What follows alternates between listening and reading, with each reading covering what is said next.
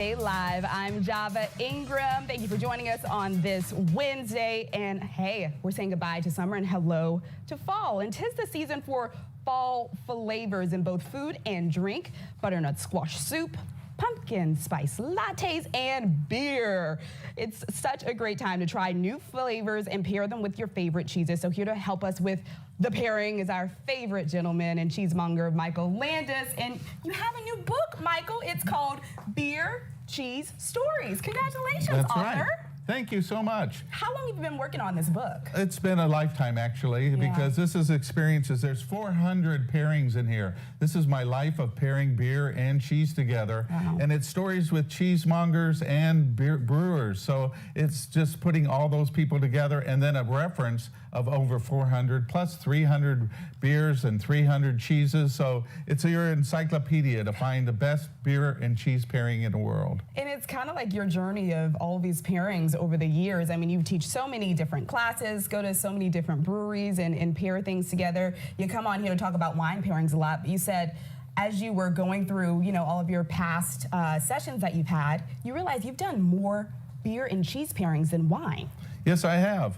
And it started off when I was in the Marines in Italy, learning a little bit about food, but the story really goes across there. But it's all those times when I was in Seattle, a friend of mine turned me on to an amber ale. Never had one before, and so it was kind of like the start of the journey of being able to do that. And my discovery and the way it paired together was really amazing. And it was so simple, you know, I mean, very uncomplicated, but it just worked really well. Wow. So that's what we're doing here today, too. And I just have to say, it's so good to see you in person. We're together, finally. I can't believe that. It's been so long. I know. We've just been so giddy all morning. So thank you for bringing all of the cheese and beer. Let's start here on the very end. And these represent pairings that are in your book. Yes, yes. And this is with Green Bench. So I'll be at Green Bench signing my book. Nice. I'll be with 610 Brewery. I'll be with Cigar City, of course. Yeah. So we're starting off with goat cheese. It's really light, but it goes really well with an IPA. Okay. And this is really fun. This is Montchevre, and it's just a really light, great, easy to eat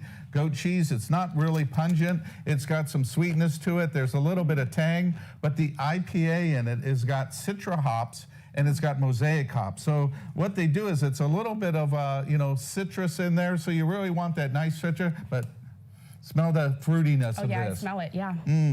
Let's see. Oh yeah, that pairs very nicely with that goat cheese. Yes, it really brings out some of the buttery flavors of it, but you also have that nice citrus flavor that really works well. Kind of like adding a little bit of lemon and orange to it. Yeah. Yeah, so that's slightly. Yeah, it makes it really fun. Love it. All right, what's up next? Okay, Cheddars, everybody's favorite.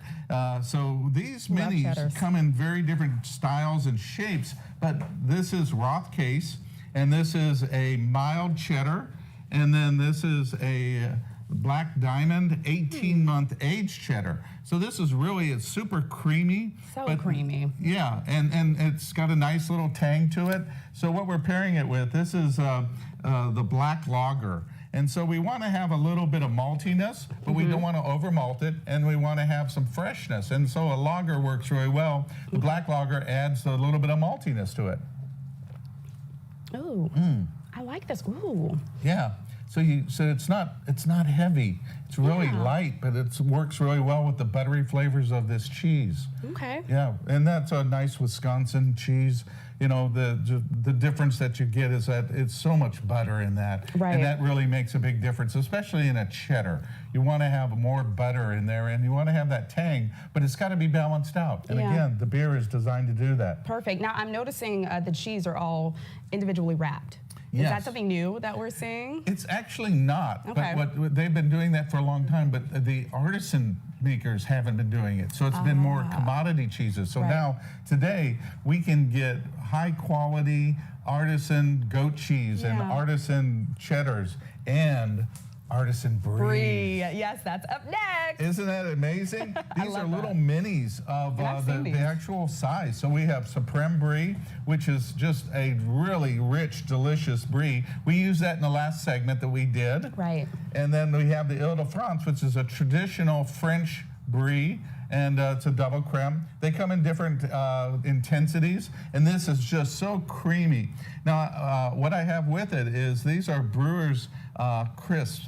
They're baked, and they have sea salt in them. Okay. And so they're actual grains from the brewing process. Got so it. they use the grains to make this. Interesting. Where can you pick these up? You know, I think they're all local at any of the retailers. Okay, Because awesome. they come in little bags and they come in big bags, and so you're able to add it. And I really like it because it brings some saltiness that you really need in the flavors. Right. And we're pairing this with a Maduro brown. And I have to say, this is Cigar City, and it is amazing. And what's really nice is it's so malty. It's got espresso in it. I was about to say, I smell the coffee. It really makes a wonderful difference between the Brie, because that rich buttery flavor and this maltiness, actually Maduro brown goes with almost every cheese. Okay, good to know. Pick this one up for sure. Now, I also want to note that you have 12 breweries that you shout out in your book, local breweries, I should say. Yes, I do. I have 12 breweries that are local here with pairings and really fun cheeses.